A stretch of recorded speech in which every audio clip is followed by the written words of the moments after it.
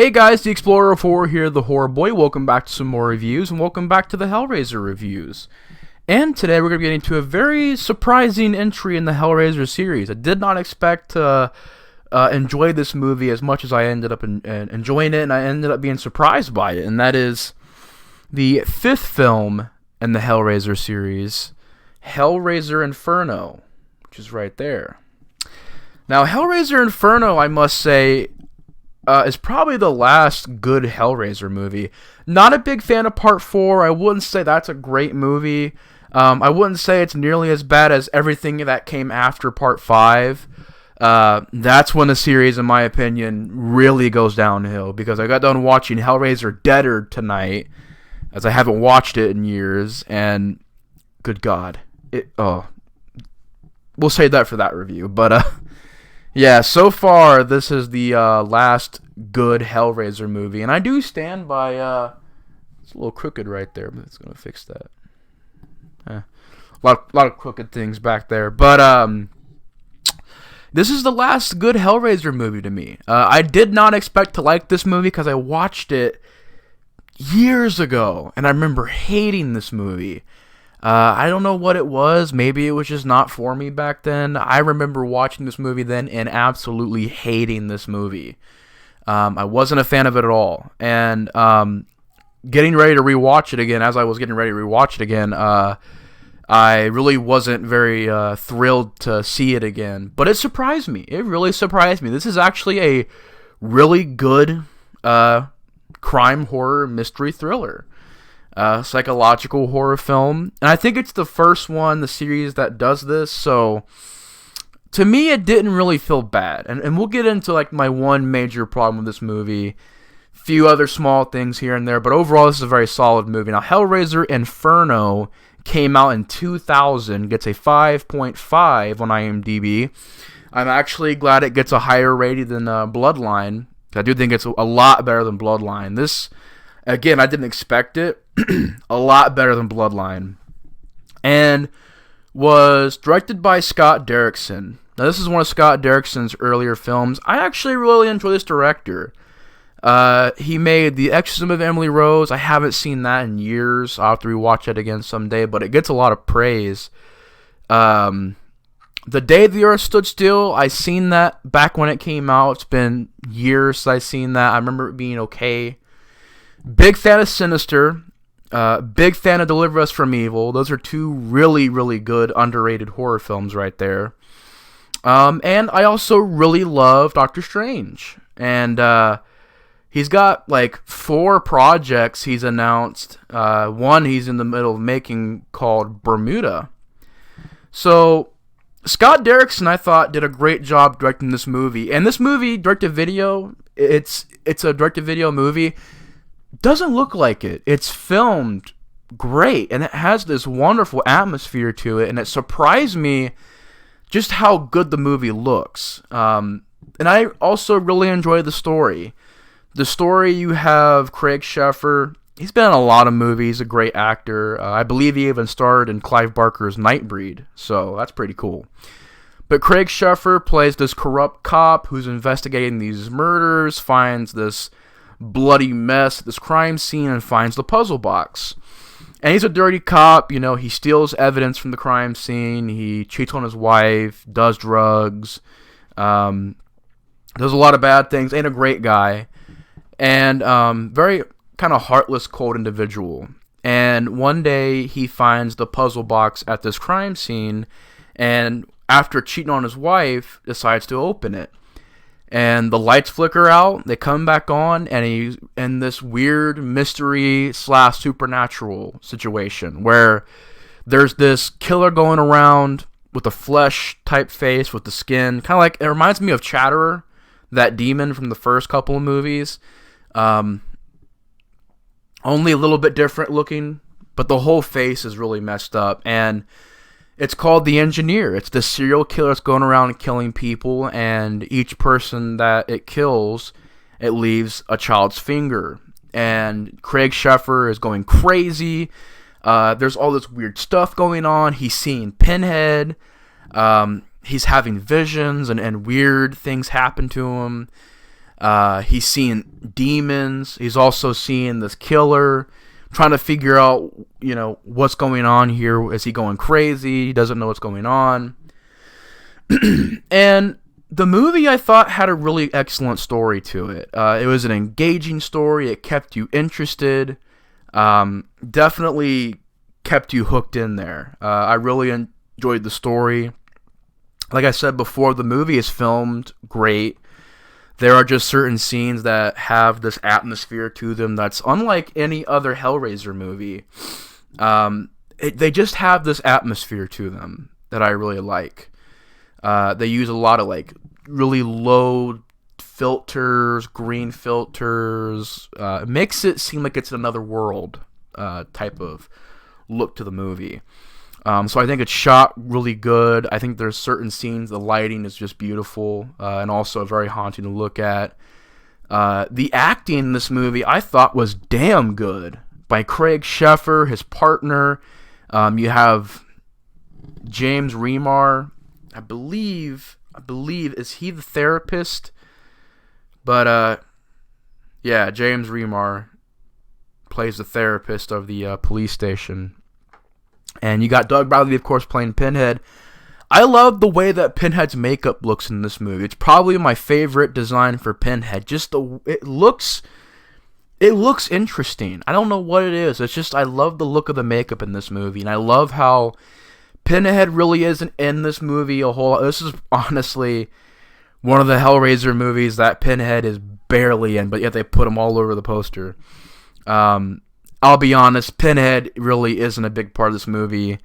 And calling this movie Hellraiser, I think, is the one big problem, because it really doesn't feel like a Hellraiser movie. However, I will say it is a good movie on its own. I do think there are certain aspects of the story that they put in the Hellraiser stuff that I kind of liked. And we'll get to that in a second. But yeah, the movie's got some great special effects. The makeup effects I thought were really on point. The designs of the demons. You have these twins who are kind of the demons of seduction, or maybe could stand for Craig Sheffer's lust. There's this demon that's like crawling on two arms and has a messed up face, kind of like a chatterer demon. I like the way the demons look in this movie. The Cenobites, they were designed pretty good. Pinhead, Doug Bradley's performance was pretty awesome. I love that line, "Welcome to hell." And I like how Doug Bradley's dialogue, even though he doesn't have many scenes, his dialogue is really good. And the movie just has an atmosphere to it. It's not boring at all. It's got a good, I would say it has a very good ending theme song. The rest of the score I wasn't really a big fan of, but the ending theme song I do like when the twist happens. I like that piece of music. But yeah, overall, the acting, the direction, the performances, the mystery aspect, I thought it was a really gruesome movie at times, and a really interesting film because you're not sure what's going on. And there are certain scenes that I thought were really effective. Like there's a scene where Craig Sheffer leaves this room that his parents are in, and the door closes behind him, and you just hear his mom screaming bloody murder, and you see a big pile of blood go under the door, and he trying to get in the door, but they're already dead. Very, very gruesome scene. There's a scene where he looks through a telescope, and he sees across the street his partner's being murdered by the engineer. You have a scene where he gets this VHS tape, and he puts it in this TV, and he sees a guy in a truck getting whipped by these hooks. Like he's getting, killed slowly. This hooks are being just whipped onto him, and you hear the flesh tearing away. It's bloody, it's gruesome. You don't really see that, though. I love how you don't see a lot of the gore. It's a lot of the aftermath. But, like, the way it's done was done the right way, to where you still got the effect of it. And I like how it wasn't just, we're going to...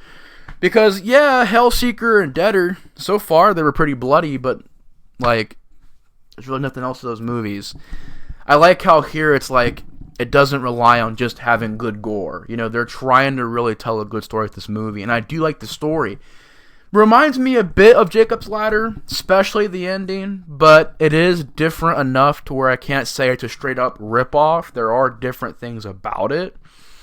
It does remind me of Jacob's Ladder meets Hellraiser, and if you hear me mention Jacob's Ladder, you already probably know what the twist is, but I would say spoiler alert, but it's Hellraiser Inferno. It's part 5. If you haven't seen Hellraiser Inferno, go watch it, and even if you don't, there's a decent cult following for this movie, but there's not like a huge fan base for Hellraiser Inferno. But the ending, I will say, I seen it a long time ago, so it didn't surprise me this time around, but I did like the twist. I like the twist because it makes the whole movie make sense. Because the whole time you're wondering, okay, how does Hellraiser and Pinhead tie into an engineer serial killer called the Engineer? Like, how does it tie into that? And this movie's ending kind of makes it all tie in together. And I like how, and a lot of people pointed this out, I like how it's this man, Craig Sheffer's, I like how it's his own hell. And he's basically looped in it over and over and over again. There's a point where he even tries to kill himself, can't do it. And he's stuck in hell. And he has to kind of relive these things over and over and over again. And Pinhead is going to always be there. And how it was all basically a game that Pinhead was playing. I like that. And it worked for this movie. Now, the next movie, try to do that again. Didn't really work out for me in that movie. That is not how you do it. This is how you do it. Not Hellseeker. That one I thought did it the wrong way. But yeah, Inferno, it's just got a good atmosphere to it. It's directed very well. It's got a good mystery to it. It's very interesting. Very surprising. I was very just surprised by how good it actually ended up being. And it's not a bad movie at all. And if you thought it was bad because, it's direct-to-video, it's Hellraiser 5, I'd recommend giving it a watch. It's actually a pretty good movie. The big problem with the movie is that they call it Hellraiser. Doesn't really feel like a Hellraiser movie. It feels like more of a psychological thriller with Pinhead popping up a couple scenes, really. That to me is the one major problem, is that when this movie really starts it where it feels like these movies, in some cases it actually was what happened. It feels like they have a script and they go, nobody's using the script. We'll put Pinhead over here, over there. Like, I can just imagine them just throwing a dart and, I guess we'll pop up at that scene, or we'll put him over here. They put Pinhead in a couple scenes and they call it Hellraiser. That's what this series kind of became after this movie. This movie, it felt like it was still trying to connect it to the Hellraiser series. It was trying to. I just thought with the tone of the movie, the story of the movie, really kind of far-fetched calling it Hellraiser. I get it ties in. I get it, there's Cenobites. I get it, there's Pinhead. But there's not a lot of Pinhead. There's not a lot of Cenobites in the movie. There's some scenes. And honestly, if you change the ending and take out the Cenobites, you could have just called it Inferno. Or if you just replace Pinhead with a demon, like another demon, like a generic demon, it could have been called Inferno and been the same thing. But I will say this. If there's other small problems, maybe the CGI effects. And the music isn't really that great, except for the ending of the movie has a good piece of music there. But the CGI effects that are there, I thought, they don't really age very good. They don't look very good. But like I said, there's just a lot of memorable scenes. There's a scene where Craig Sheffer goes into this room and his family's on this pillar frozen. And he goes to, reach for the daughter and she kind of falls apart and the wife falls apart. And he's just looking on to this in horror and he's just like screaming. And the therapist is there. And you think, he's the engineer. And then he turns into Pinhead. And Pinhead's like, this is a game that must be completed. I don't know if that's the exact dialogue, but that's pretty much what he's saying. But, I thought that was a good scene. There's a scene in the this like hospital that looks pretty cool. This long hallway. And the way that the camera work is done on that was pretty good. There's even a creepy scene where there's this like creature in a wheelchair, I think, and it's all messed up, but I think it's like a kid crying. Really weird thing, like very weird creature right there. It's not really a creature, like a dude that's really messed up, got chains all over him and stuff. But that was creepy. There's a lot of just creepy images in this movie. Some very effective scenes. The ending. Overall, a really surprising flick. I definitely recommend Hellraiser Inferno. I'm going to give it a 7.5 out of 10.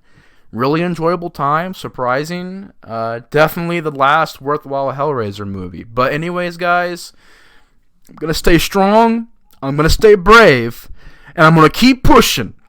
Because we got to get to Hellseeker in the next review. It's going to be pain. Suffering. That's what it will be. But anyways, Hellraiser Inferno, I really recommend it. 7.5 out of 10. If you've seen it, what's your thoughts on it? Let me know in the comments below. Anyways, thank you guys so much for watching. Hope you guys enjoyed the review. And I'll see you guys later. The Explorer 4 is out. And I'll see you in my review of Hellseeker. God help me. I'll see you guys then. Peace.